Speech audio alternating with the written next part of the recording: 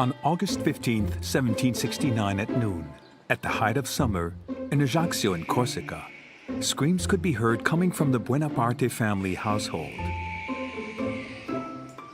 Letizia, assisted by her husband Carlo, gave birth on the living room floor to her second son, Napoleone Buonaparte. Ajaccio. It is in this quiet town nestled at the back of one of the most beautiful bays of the Mediterranean that little Napoleone grew up, the future emperor of the French, Napoleon I.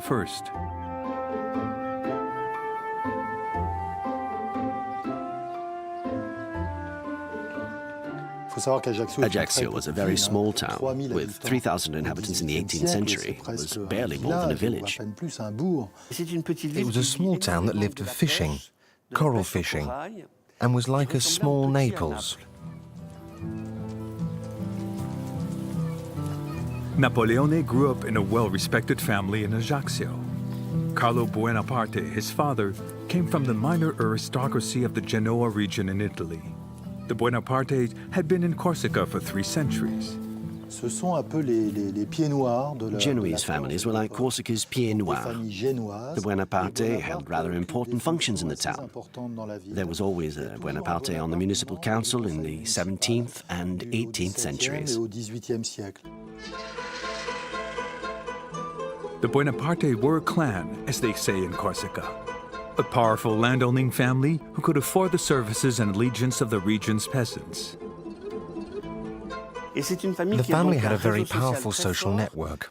Property, it had land on which they grew olives, vineyards and fruit, and bred animals. This also meant a great clientele in the Roman sense, meaning that many people worked for them. They were practically a small army, if needs be.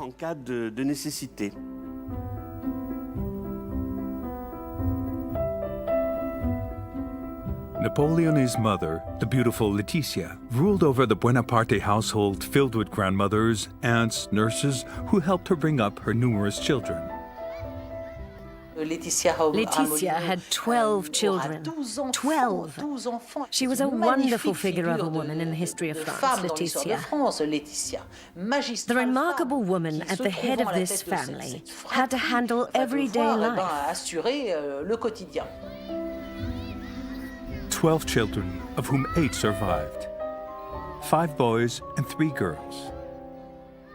You can imagine this house in the tiny streets of Ajaccio, under a blazing sun, with this string full of children. It must have been fun. At the same time, they were left to their own devices. Among the gang of children in the neighborhood, Napoleone was the most boisterous. Everyone nicknamed him Ribellione, the troublemaker. He must have been a very unruly child and very self-willed. I don't know whether he was temperamental, but anyhow, he wanted to impose his way of seeing things to the entire family. Apparently, he used to beat his brother up and terrorized him from a very young age. Joseph, who was older than him, lived under Napoleon's thumb. A dominator with all his family, Napoleone identified himself from very early on to masculine and virile figures. Every evening, when the drums could be heard, he ran towards Ajaccio's citadel, which was a stone's throw away from the family home. There, the fascinated 6-year-old boy watched his favorite show, the changing of the guard.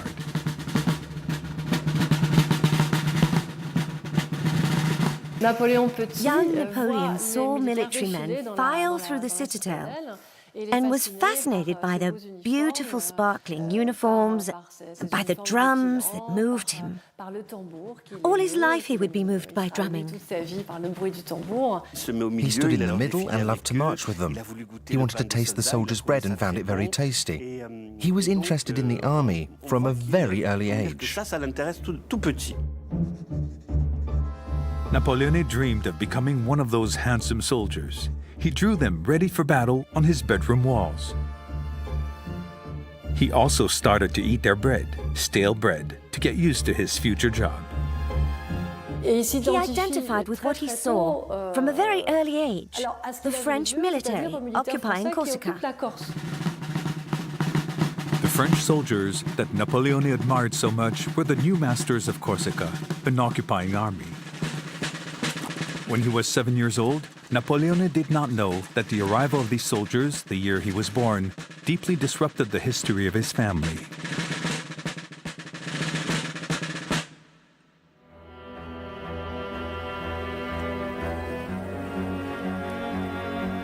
Everything happened 7 years beforehand in 1769, the year Napoleon was born.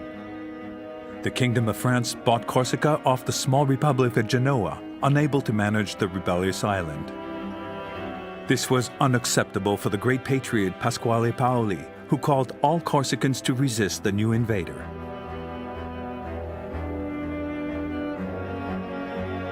Determined to take the island by force, the French soldiers faced Pasquale Paoli's troops in the Battle of Ponte Novo on May 8, 1769, 3 months before Napoleon's birth. Carlo Buonaparte was one of the Corsican patriots fighting against the French in Ponte Novo. A valiant warrior, he was even one of Pasquale Paoli's lieutenants. But the separatist troops were crushed, and the French officially took possession of Corsica in the name of French King Louis XV.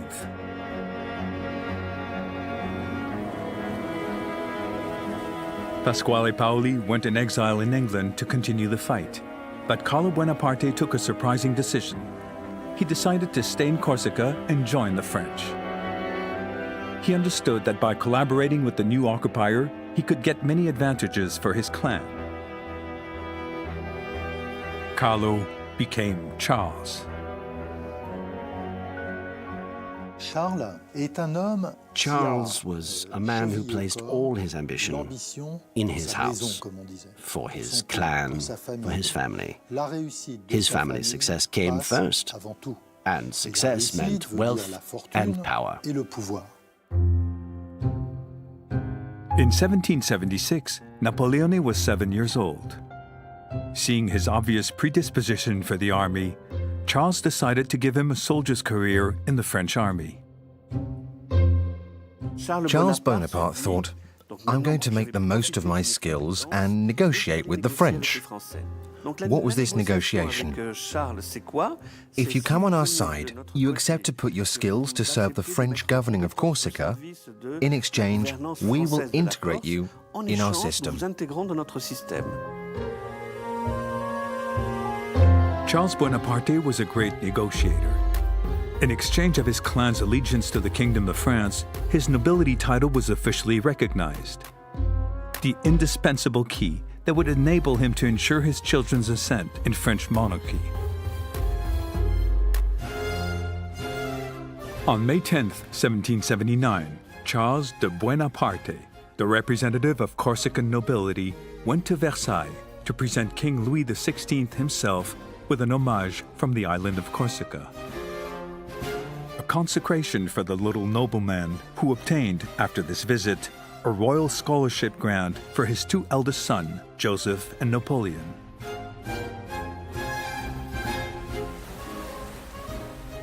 Thanks to his father's obstinacy, Napoleon, at only 9 years old, left his family and his island for France, the Great Kingdom, which would make him a great soldier, so he thought.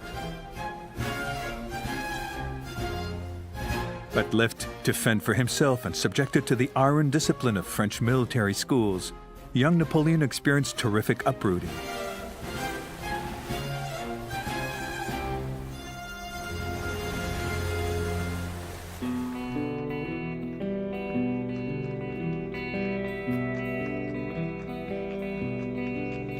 Napoleon left for Champagne in the northeast of France.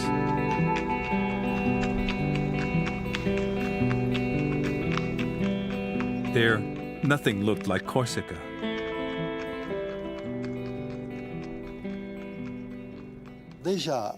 Going from Ajaccio to Brienne in Champagne was like changing worlds.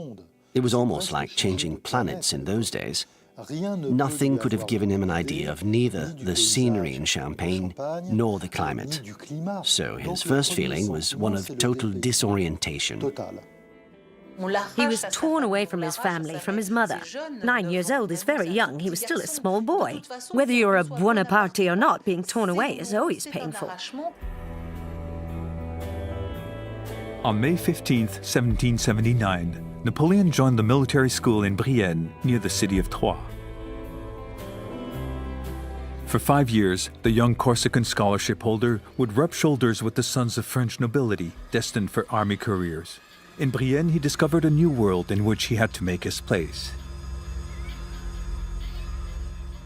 There was a social class problem, which he must have felt for the first time. Some young officer students belonged to very important French families and came with the arrogance that went with their social status. He was confronted with this real French nobility, to people who had titles dating back to the Middle Ages, and who mocked this Napoleon Bonaparte, who spoke French very incorrectly. So, this young man, who had a first name no one had ever heard of, Napoleone, who didn't speak French very well, was the subject of mocking. Napoleone becomes La Paillonne. They mocked his accent. They made him understand that he would never be a true nobleman. He would remain a foreigner, a Corsican with an unpronounceable name. Napoleon, son of a very important Corsican family, suddenly understood that in France he was no one. These events built character. This feeling of humiliation, isolation, the feeling that he would build himself against them to prove something. I'm going to show them, and I will be the most hard-working. I will get the best grades.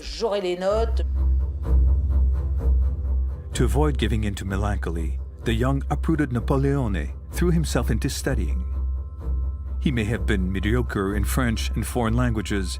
He was very gifted in geography and mathematics. His quick mind solved the most complicated geometry problems. However, young Napoleon was extremely solitary.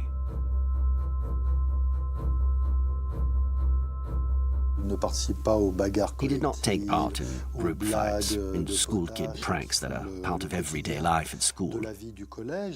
When class was over, he went to the library, which was very well stocked, and he read like he would all his life, everything in the most disorderly way. Literature, geography, Eastern history, ancient history. In his readings, Napoleon found the models he would identify with all his life. He was like all the people of his generation, fascinated and dominated by the greats. Alexander the Great, Julius Caesar. The stories of these great military exploits were a revelation.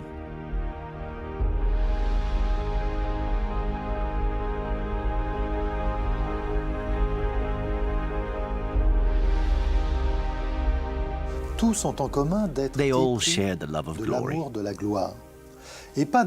Not glory like celebrity, but glory in the sense it was given in the 18th century, meaning conquering glory, as in living in people's minds forever and around the world. Placing one's name higher than anything else, writing it in history. He was obsessed by this passion. From then on, he imagined another future, a future in war, a future of conquest, a future as head of state, although he was still very young. Like the greats, Napoleon also dreamed of knowing glory, and he would get a taste of it one day of the winter of 1783. That morning, the pupils found the schoolyard covered in snow. Naturally, the pupils got organized in two groups and attacked one another. Napoleon was 14 years old.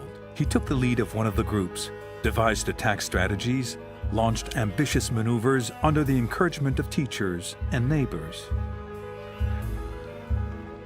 That was when the leader was revealed, and his fellow pupils acknowledged him, which was important for him. It was the first time his fellow pupils recognized him, and that would stay. It made a mark on him. He realized that by his strategic prowess, he could be the leader and the first. Naturally authoritarian and cold-blooded, Napoleon discovered he had all the qualities to command. So, in August 1784, aged 15, Napoleon left Brienne and joined Paris' prestigious military school, where he mingled with the elite of the king's army, the officers. He was in Paris for the first time and discovered what an extraordinary city it was, a town he could not have fathomed. It probably had 1 million inhabitants, a very big town. But only a few months after he arrived in Paris, Napoleon learned of his father Charles' sudden death. Despite being 15 years old, Napoleon took on the role of new Bonaparte clan leader. To provide for his family, he had to take the school entrance exam as fast as possible, become officer, and get his first pay.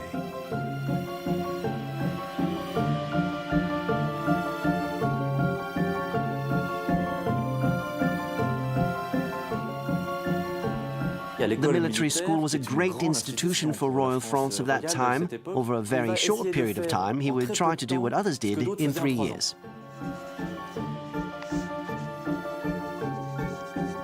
Napoleon succeeded.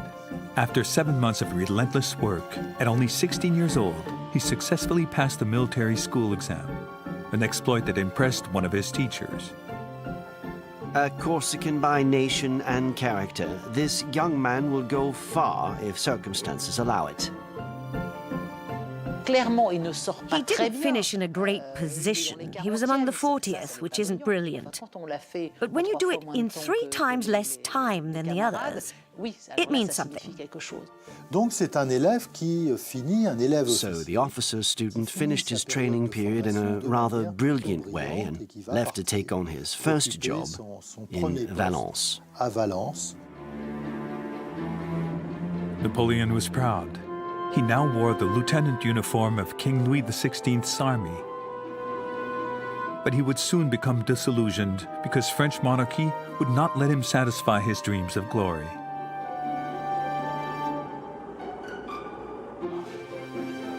In his regiment in Valence, Napoleon was terribly disappointed by the routine of garrison life, its chores and endless guard rounds. But above all, he realized that he had no career perspective.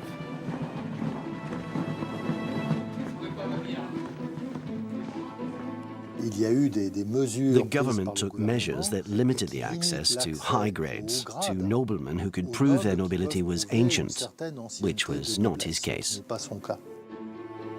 Because he came from minor nobility, Napoleon could never go above the rank of warrant officer. Very insufficient to satisfy his huge ambition.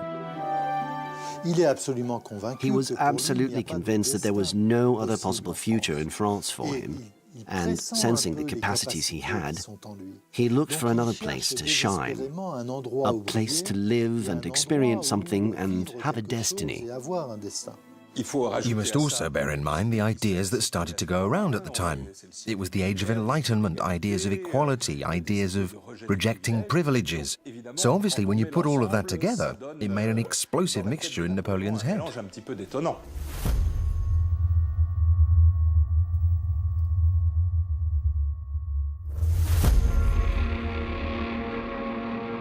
Napoleon was 17. He had been cut off from Corsica and his family since he was 9 and was inevitably caught up by homesickness. This France was not for him, and he was convinced of that. It was in Corsica, his homeland, that he must write his destiny. For Bonaparte, it could not have been easy to take responsibility for the choices his father had made.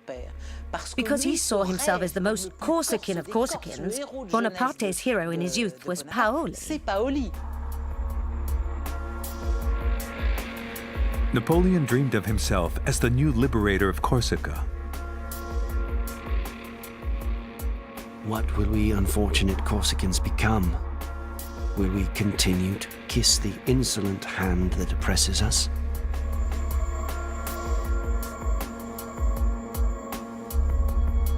He started to dream of becoming the new Paoli and ripping Corsica out of French domination's clutches, the domination of a king to whom he had simultaneously taken an oath. Corsica or France? Napoleon must choose, and quickly.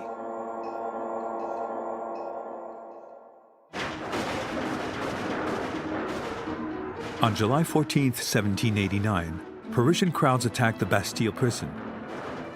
It was the beginning of the French Revolution, an earthquake, a political chaos that would shake up France for 10 years, in which young Napoleon would use skillfully to build his own destiny. But on that day, young Napoleon, 19, is far. He's in his garrison near Valence and has no part in the events. In 1789, when the French Revolution began, Napoleon had only one idea, one obsession, Corsica. So he completely missed the event that would provide him a future. Napoleon learned that the Declaration of the Rights of Man and the Citizen, announced by the revolutionaries, abolished nobility's privileges and installed equality in all citizens' rights. The decree that stalled his career no longer existed. Napoleon could apply for the highest ranks in the army. But his Corsican dream was stronger than everything else. It was time for him to free his country, Corsica, an insane project with consequences he did not measure. In September 1789, aged 20, Napoleon returned to bustling Corsica. Making the most of revolutionary agitation, the independentist leader Pascal Paoli returned to seize power on the island. Dazzled, Napoleon met his childhood hero for the first time. He naively suggested becoming his right-hand man, like his father Charles had been before joining the French. Paoli had this type of Corsican virtue by which you never forget affronts. So in his eyes, Charles Bonaparte's sons would be like Paoli called them, Charles' sons.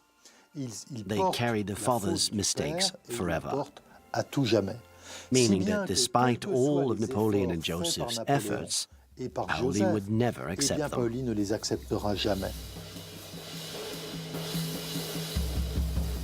Charles' unforgivable fault condemned the entire Bonaparte clan to flee Corsica to evade Paoli's revenge.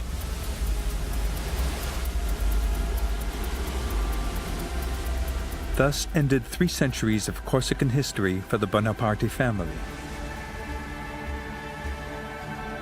This wrenching from the motherland was incredibly brutal for Napoleon.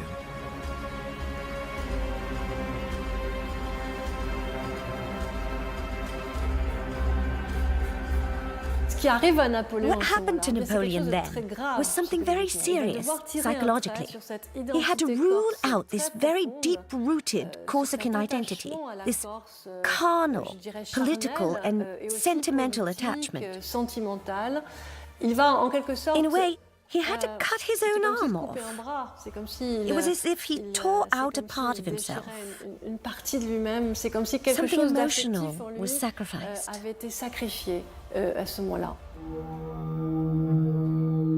Napoleon dreamed of himself as the great liberator of Corsica, but this political ideal was lost forever. With his dream shattered, he became a melancholic and disillusioned being. From then on, he observed the political passions stirring France with a foreigner's detached viewpoint.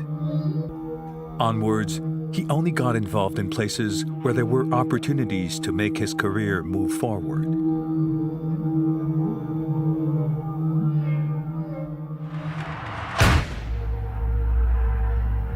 Napoleon was 23 years old. In 1793, it was chaos in France. Maximilien Robespierre had the power. He had launched a revolutionary terror policy against all his political enemies. The Republic was proclaimed, and to avoid any return to monarchy, King Louis XVI was beheaded in public. Europe is afraid. Here is how English caricature artists portrayed the French revolutionaries. To end the young republic who cuts kings' heads off, Europe's rulers imposed a war that would last 20 years.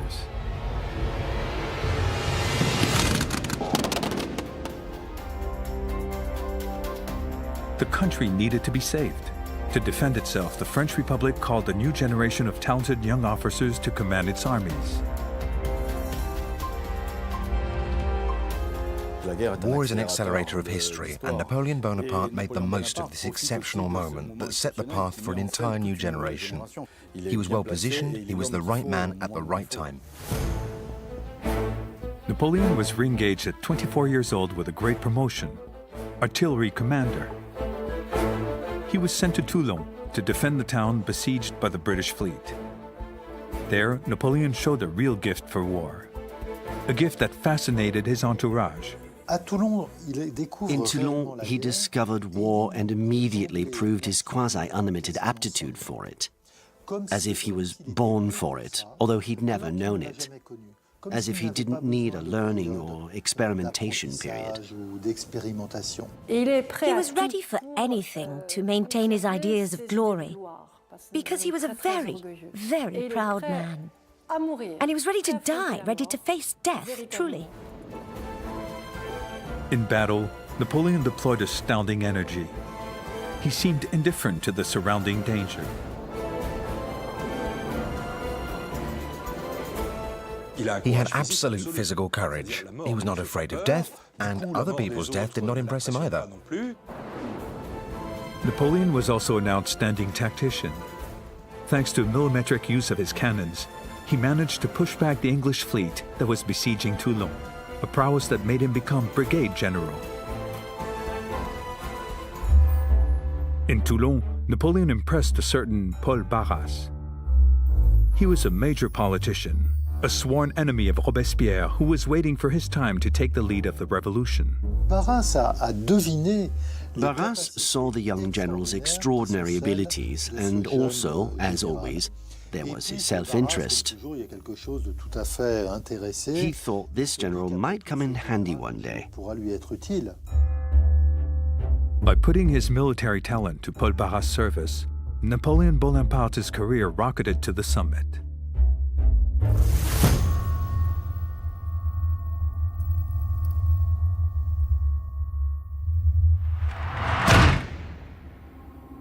Paris, July 28, 1794.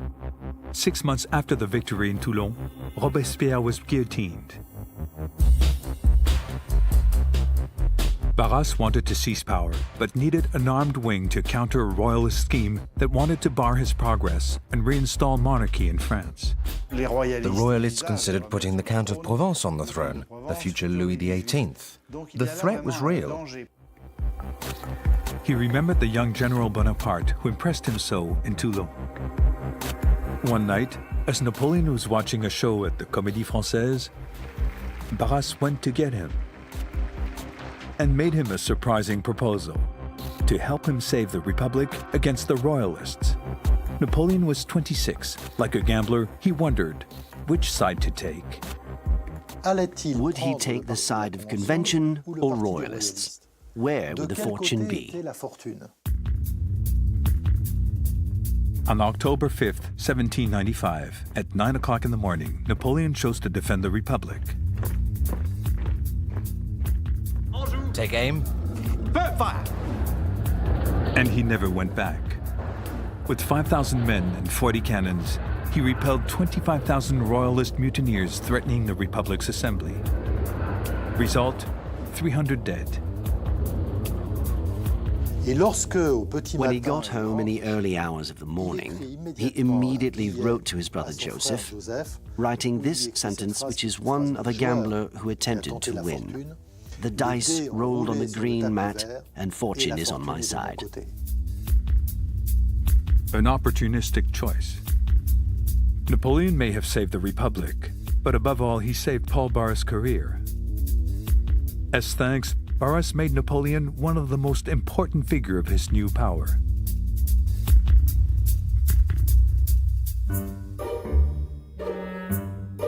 At age 26, Napoleon was now somebody important. He lived in Paris in a very beautiful private mansion on the Place Vendôme. He was one of the protégés of the new powerful man of the Republic, Paul Barras. With his new feathered king's appearance, he was at the head of the Directory, a corrupt regime supported by a bourgeoisie that made its fortune during the Revolution. General Bonaparte was their armed wing.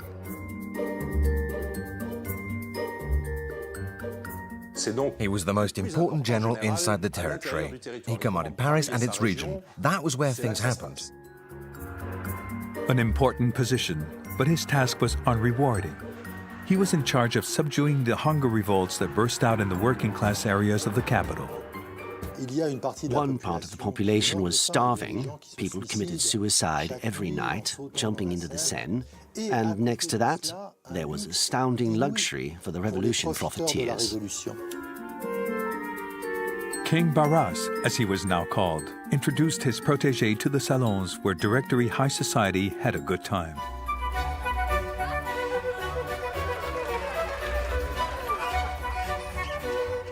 Barras threw these incredible parties at the Luxembourg or in his property in Suresnes, near Paris, where he had a chateau and entertained a lot. Mad parties. A release for these bourgeois, delighted to have survived the revolutionary terror. It was also a type of catharsis, of release after the terror. Everyone had been afraid, so now they enjoyed life. There was a thirst for pleasure, delight. Women's fashion was magnificent. Silk tulle dresses, extremely see-through muslins. They didn't even wear bras. Women's nipples were erect. And this was extremely tempting for the men. The women here are the most beautiful in the world. They are the great occupation and the real business. The future's uncertainty means one does not spare on the pleasures of the present. Although Napoleon took everything in, nobody in the Directory high society paid any attention to this young, shy, awkward military man. Napoleon was 5'5", which was a normal height for a man at the time. But his frail physique and juvenile paleness did not give away the high function he occupied. Young Bonaparte was like a guest, a cousin from out of town who was tolerated in the very luxurious salons, although he did not have a very luxurious or chic appearance. He was not well dressed, not very tidy. A bit sickly, with straight hair, a little greasy, his little ponytail, and skinny. He was not very attractive. King Barras then introduced him to one of the queens of Parisian salons, Joséphine de Beauharnais, an elegant widow with a soft Creole accent and languorous charm. She was someone who immediately lit up a room she was in. She was extremely well brought up. She could have a conversation, write letters. She was from the best of circles. This woman was charming, a very beautiful woman, with a slight dragging tone, an accent from the islands, something indolent and voluptuous. She was one of Barras's mistresses, and of other men too. But Napoleon did not know this, and he was immediately fascinated by this woman with such refined manners. It was love at first sight for him, because she was a great lady. Plus, she was a great lady of the old regime. He saw in Josephine the aristocrat of the old regime that fascinated him. Although Josephine was not part of the court, she was closely connected to all the aristocratic world, which was like a fantasy for Napoleon. He felt elevated with her. Wow, he thought, now this is a woman of the world. He would visit her Rue Chantereine in her Hotel Particulier. It wasn't luxurious, it wasn't pretentious, but it was a pretty little mansion. Bonaparte saw this and thought he was dealing with a great lady. In Josephine's expert hands, Napoleon, aged 26, discovered physical love of which he knew nothing.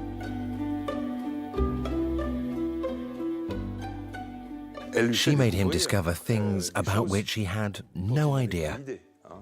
She introduced him to real pleasure. 7 o'clock in the morning, I wake up full of you. Gentle and incomparable Josephine. How you affect my heart. Mio dolce amore.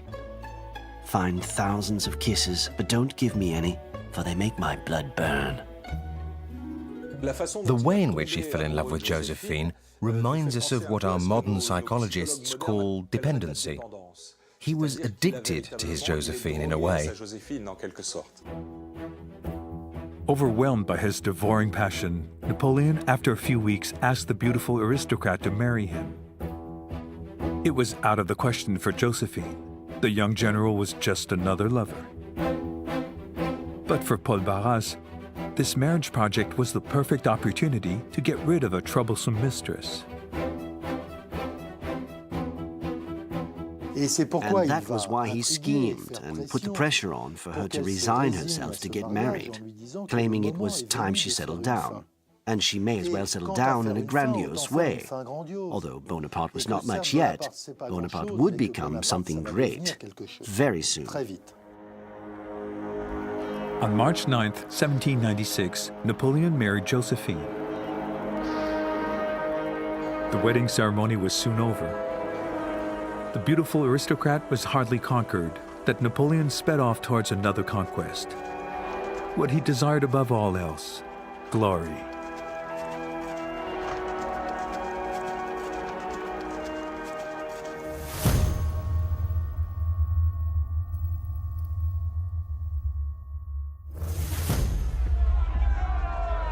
At age 26, and thanks to Paul Barras' intervention, Napoleon was awarded the mission he had hoped for, commanding an army. 60,000 men under his command. His mission? To push back the Austrian and Piedmontese armies that threatened to invade France at the Italian border. But Napoleon discovered that the army he was given was in a sorry state. His men were under-equipped and malnourished. It seemed impossible to accomplish his dreams of glory with such an army. But the young officer's motivation was stronger than all else, and he was determined to realize an exploit. So he started to remotivate his poor soldiers in rags. Soldiers, you are naked, malnourished. The government owes you. I want to take you to the most fertile plains in the world. You will find honor, glory, and wealth. These formidable orations, you will manage to win victories, and when you return to France, you will be welcomed like victors.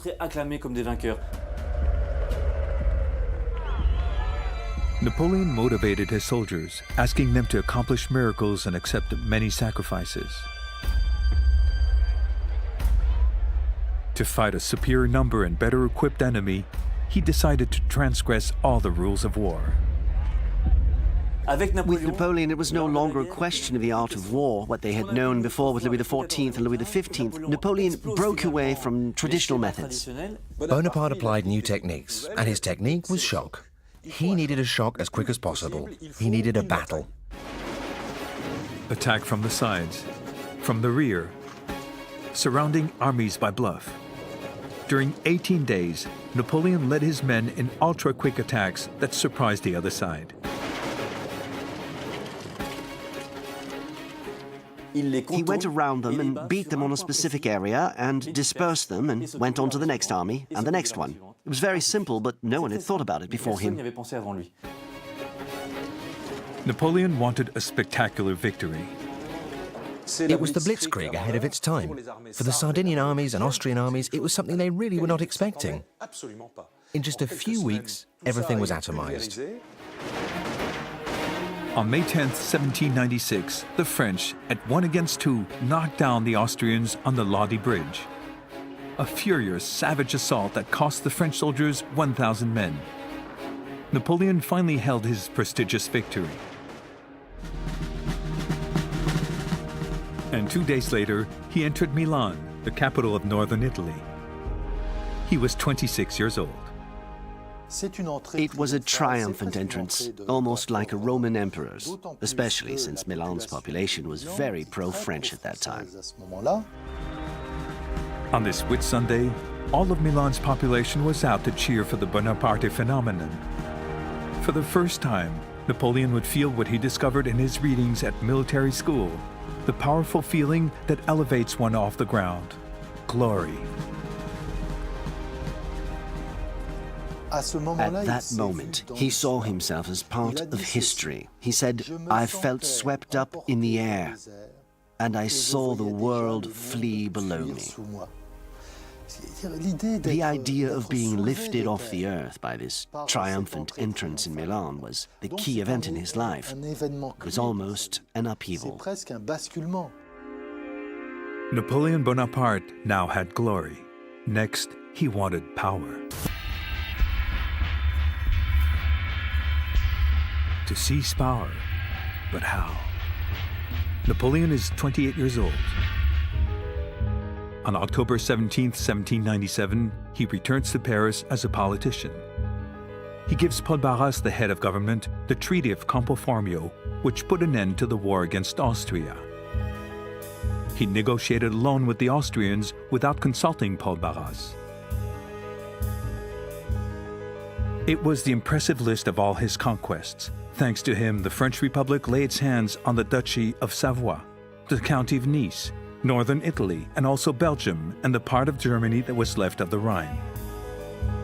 In all its history, the French territory had never been this spread out.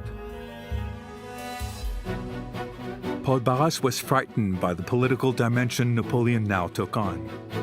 His little protégé had become the greatest threat to his power. So, to move him away, he had an insane idea. Send him 5,000 kilometers away from France to seize Egypt from the Sultan of Constantinople. A trap that Napoleon would turn into a springboard towards power.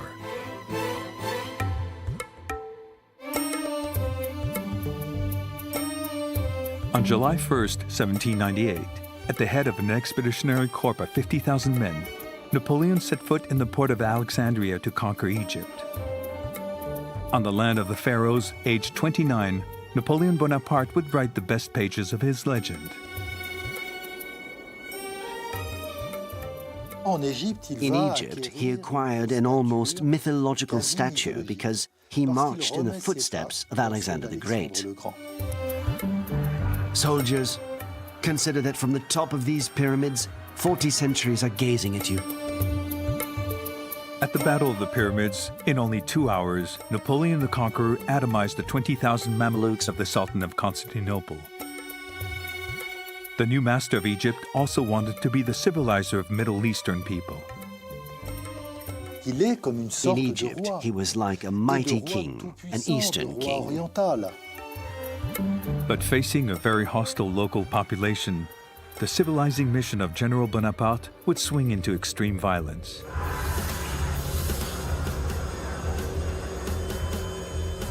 And it was in this violence that Napoleon found the strength and determination to later seize power in France.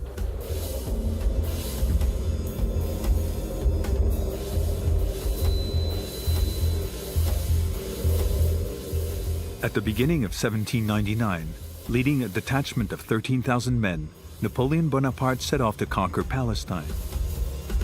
On March 7th, he took the town of Jaffa after 10 days of intense fighting. In Egypt, he learned the art of ruling. In Jaffa, he learned absolute violence. In Jaffa, Napoleon ordered a massacre of prisoners to subdue the population that resisted him. Napoleon gave the order to Berthier to take everyone on the beach and execute all the prisoners. Figures vary between 2,000 and 4,000. He proved that he could make a mark on people's minds, even with a massacre.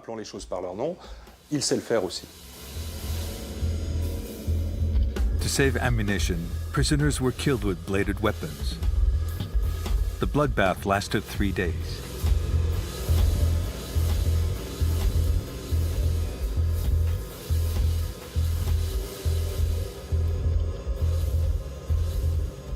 And at the same time, Napoleon went to Jaffa Hospital to relieve around 60 French soldiers suffering from the bubonic plague. One day he inflicted death, and the next he saved people by touching the pestiferous. As such, he acquired a type of inner strength that people did not know of before, but that people would notice when he returned from the East. There was something implacable in him that could be felt, something hard that was related to the fact that now they knew what he was capable of doing, of this extreme violence. He could do anything. There was no limit to what he could do. Napoleon knew that it was time for him to go back to France. News from Paris told him that the situation was disastrous for Paul Barras.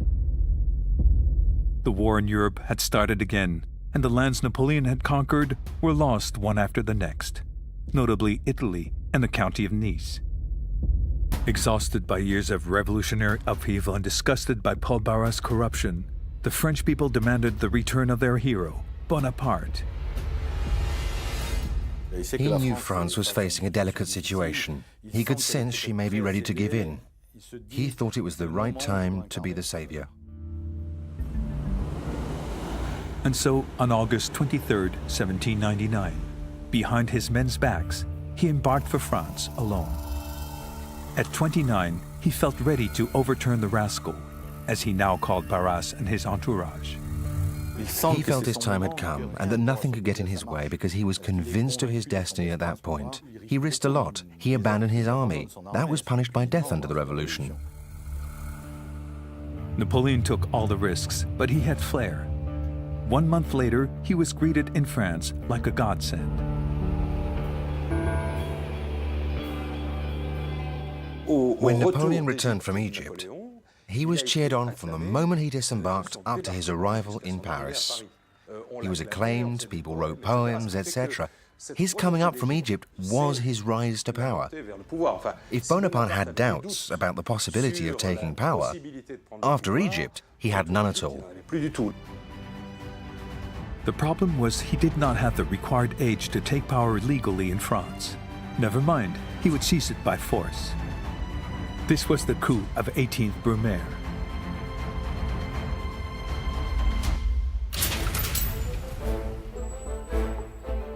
On November 9, 1799, Napoleon burst into the Council of 500, where the Republic deputies sieged.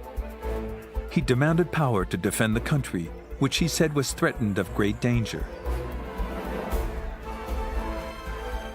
He had no idea of what parliamentary life was and tried to speak to them. Obviously, he could not get a word in edgeways. The deputies shouted, "Outlaw! Outlaw!" Napoleon was about to fail his coup d'etat. He went out to call the soldiers waiting for him outside and asked his right-hand man, Murat, to evacuate the room by force. And then it was, "Long live Bonaparte," and so on. Napoleon shook off the cobwebs and asked General Murat to have the room evacuated. And then Murat said something which could have become historic. He entered the room and shouted to the deputies, "Citizens, you are dissolved." What a wonderful phrase. But he thought it wise to add, "Throw this lot out of here." And that ruined everything. That day, Napoleon Bonaparte, the child of Ajaccio, descendant of a Corsican family of Genoese origins, seized power in France. He was only 30 years old. Napoleon Bonaparte seizing power is like if a young man of Algerian descent suddenly took the power in France after a military coup. Although he was the most popular military man of the country, deep down, Napoleon still felt like a foreigner, an immigrant in this France he was about to govern. And deep down, he never really felt French. He always felt like an outsider. But that was his strength, because by feeling outside, he had the ability to understand the French very well and their passion. And because he did not share their passion, he had the ability to reconcile them. That would be his strength.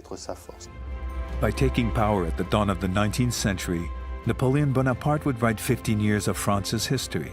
15 years sometimes flamboyant, sometimes tragic. France would be transformed forever.